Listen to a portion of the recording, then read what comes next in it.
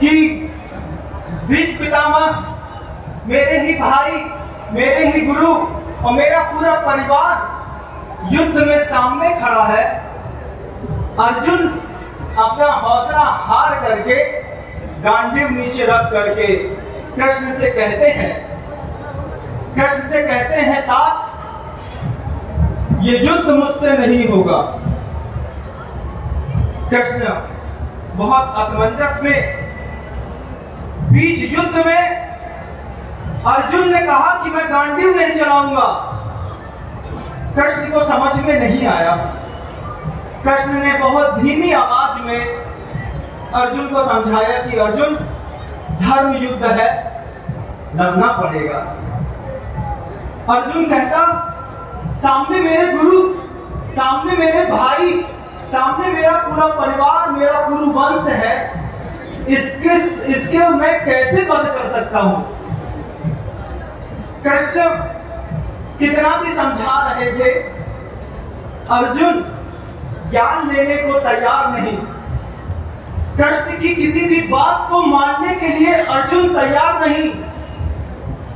कृष्ण उनसे रहा न गया।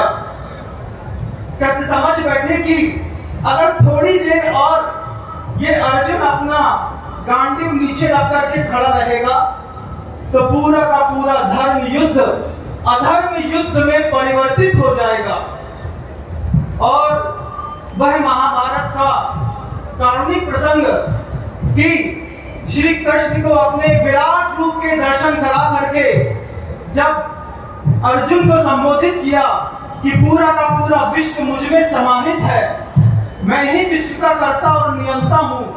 जब अर्जुन के उस विराट रूप को, कृष्ण के उस विराट रूप को जब अर्जुन ने देखा, तब जाकर के अर्जुन को बोध प्राप्त हुआ। अर्जुन ज्ञान लेना नहीं चाहता, लेकिन उस विराट रूप का दर्शन कराकर जिस प्रकार महाभारत के समय में वो कृष्ण ने अर्जुन को संबोधित करके अपनी परंपरा को निर्वाहित करने के लिए अपने विराट रूप का दर्शन कराया था, आज मैं इस विशाल भीड़ को देख करके भी मुझे लगता है यहाँ पर सभी तो धर्मात्मा नहीं होंगे। कुछ धर्मात्मा होंगे, कुछ कौतुक बस इस मंच के कार्यक्रम को देखने के लिए आएंगे होंगे, कुछ और लोगों के कुछ और भी प्रयोजन हो सकते हैं। लेकिन आचार्य भगवंत गुरुदेव श्री विद्यासागर जी महाराज या श्री कृष्ण कहो या आचार्य गुरुदेव विद्यासागर जी महाराज कहो, उन्होंने अहिंसा के इस विराट रूप का दर्शन करा करके, जिसके अंदर धर्म की भावना भी नहीं थी, इस पूरे के पूरे कार्यक्रम को देख करके वे मिथ्या दृष्टि भी आज नियम से सम्यक को प्राप्त हुए होंगे। उनके अंदर भी ये भाव जगा होगा कि जिन धर्म की इतनी बड़ी ताकत जो किसी को दिखाने की सामर्थ्य नहीं थी, वे आचार्य भगवंत गुरुदेव श्री विद्यासागर जी महाराज ने आचार्य गुरुवर दादा ज्ञान सागर जी महाराज के आशीर्वाद से यह जो कुंडलपुर का पंचकर्णाट प्रतिष्ठा महोत्सव आपकी आंखों के सामने निर्विघ्न संपन्न हो रहा है, यह पूज्य गुरुदेव की महती अनुकंपा है हम लोगों के लिए।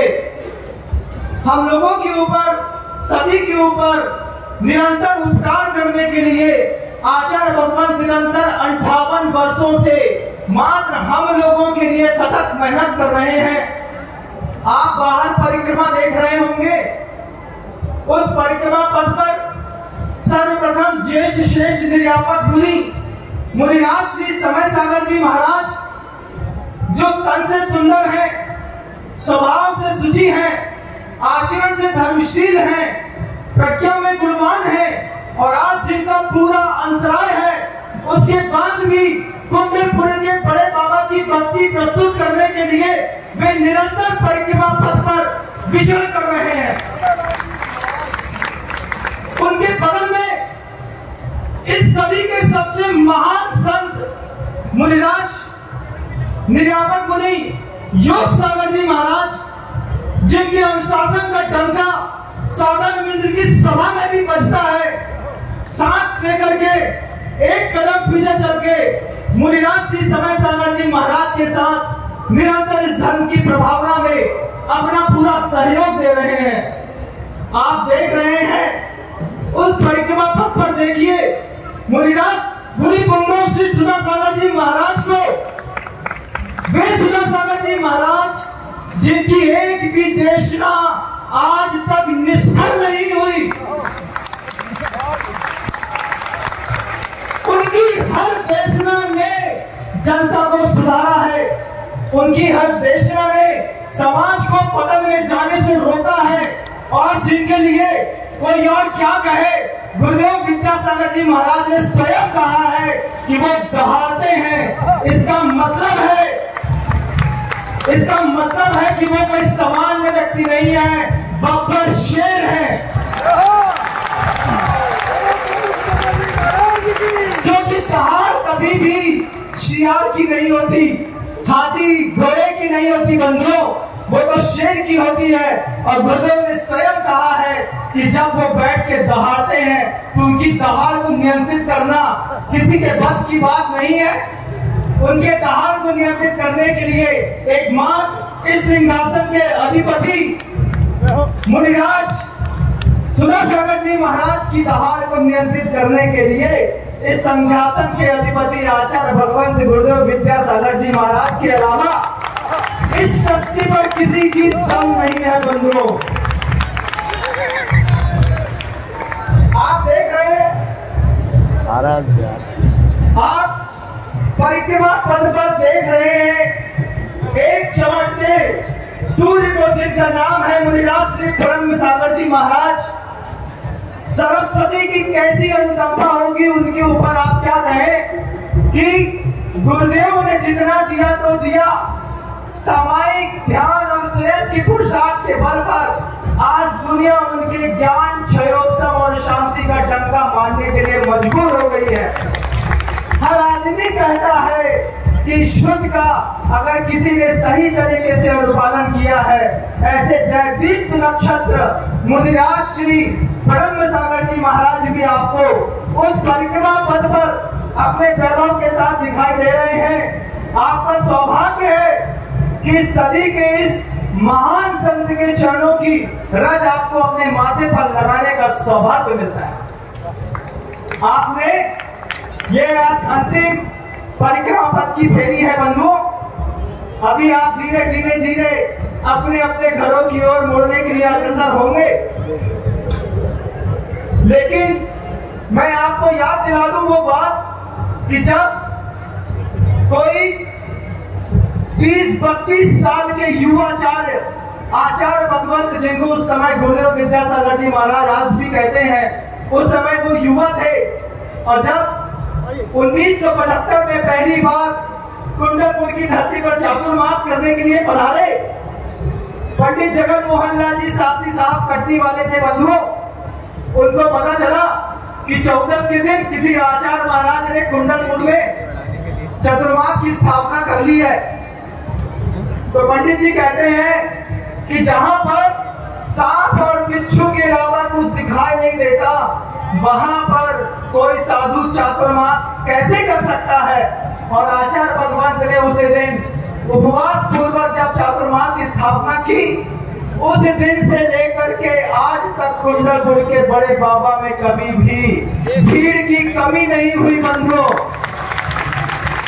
और आज तो मुझे कहने में कोई आश्चर्य की बात नहीं कि 1974 तक कुंडलपुर की धरती पर सांप और बिच्छू दिखाई देते थे।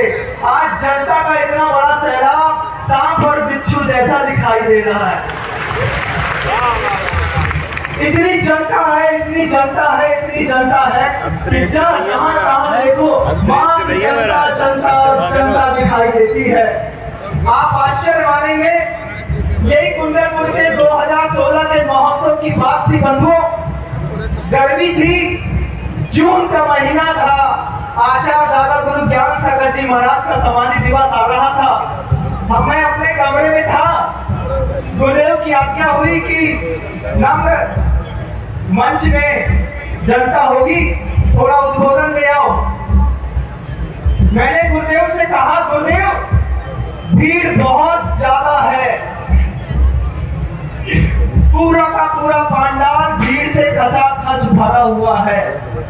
आप आचार्य श्री जी ने जैसे ही मेरी ये शब्द सुने और मुझको डांटते हुए कहते हैं, इतनी बड़ी गर्मी में अपना घर छोड़ करके, अपना बच्चा छोड़ करके, अपना व्यवसाय छोड़ करके, अपनी सारी दुविधाएं छोड़ करके कोई कुंडलपुर के बड़े बाबा के चरणों में आकर के बैठा, एक स्थान पर एकत्रित हुआ और तुम उसको भीड़ कहते हो? अरे सदी के सबसे बड़े धर्मात्मा तो वही है जिन्होंने कुंडलपुर के बड़े बाबा के दरबार में आने का मन बना लिया है। बात अच्छी है। मैं मानता हूँ पीछे तक के लोगों को मेरा चेहरा दिखाई नहीं दे रहा होगा, लेकिन अगर मेरी आवाज सुनाई दे रही है तो वहां से अपने हाथ उठा करके दिखाएं कि आप मेरी बात को मनोयोग पूर्वक सुन रहे हैं।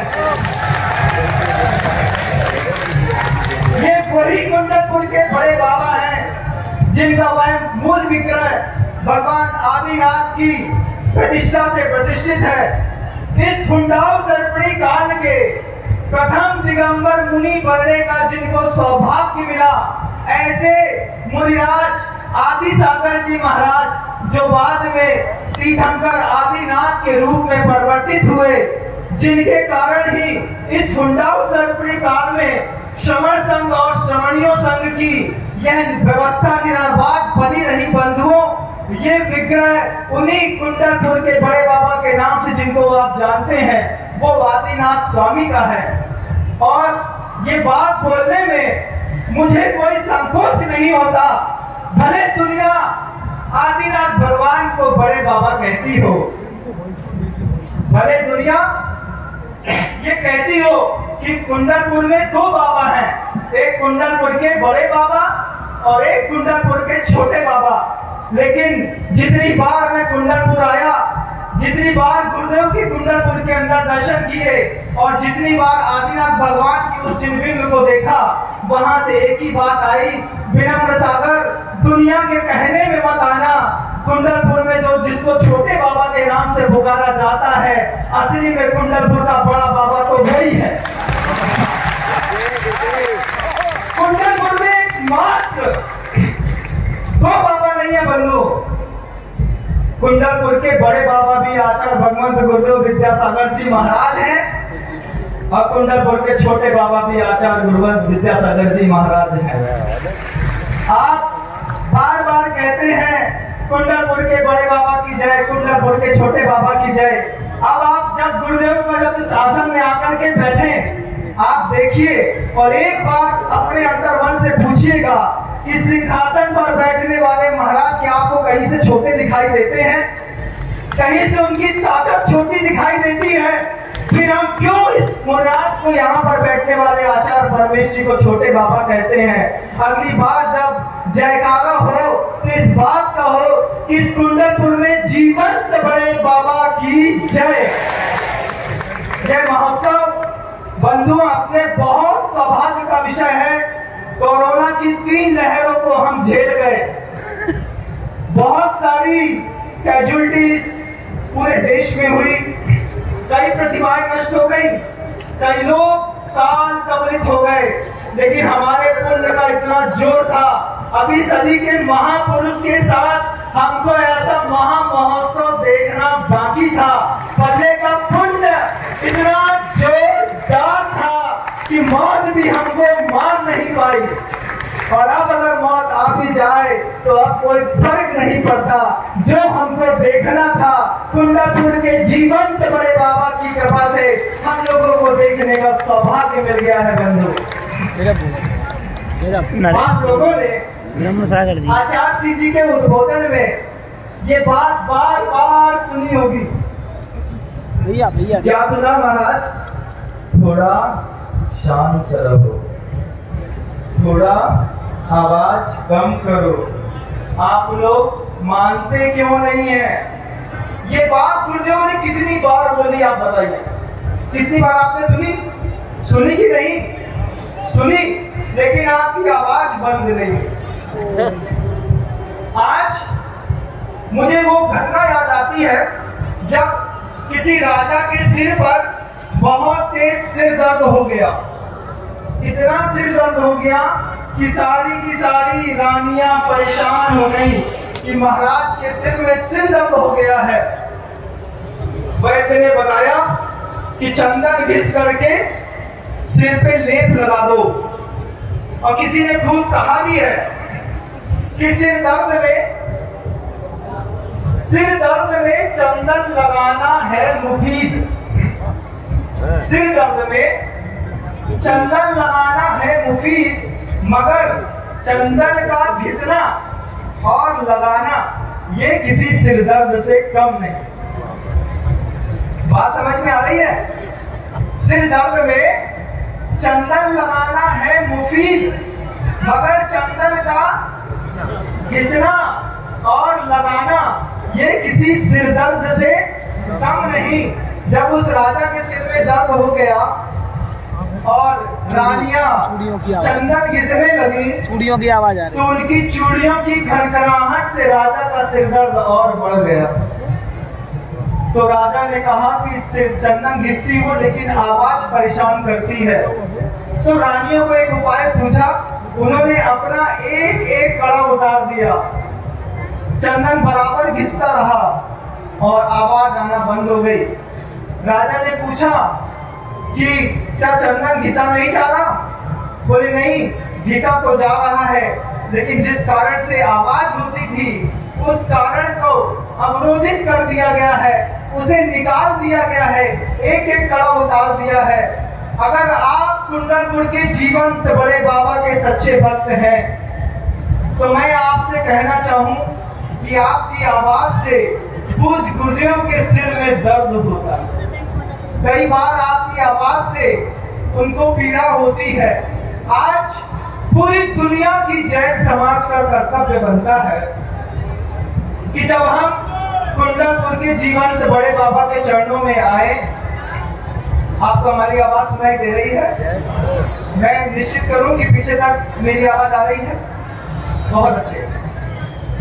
तो आप मेरी बात में गौर करें कि जब पूज्य गुरुदेव यहाँ पर आकर के बैठे और आपका बगल वाला साधारण बात कर रहा हो, उसको आप इशारे से समझाएं। अभी कुंडलपुर के जीवंत बड़े बाबा आपकी नजरों के सामने बैठे हैं, तुम्हें बोलने का कोई अधिकार नहीं है।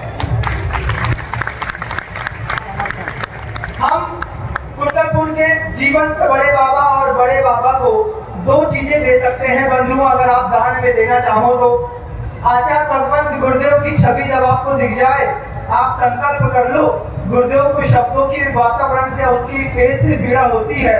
मैं पूज्य गुरुदेव के सामने नारा नहीं लगाऊंगा, तेज आवाज में चिल्लाऊंगा नहीं, उनके सामने वार्तालाप नहीं करूंगा। अपने इस दोनों नयनों से अपने गुरु की छवि को निरंतर निहारूंगा, लेकिन आवाज नहीं करूंगा। ये संकल्प भी आचार्य भगवंत को बहुत शांति प्रदान करेगा। और दूसरी बड़ी बात जो निरंतर आपके ज्ञान का विषय बन रही है, जब मैं कमरे में था कुछ लोग आए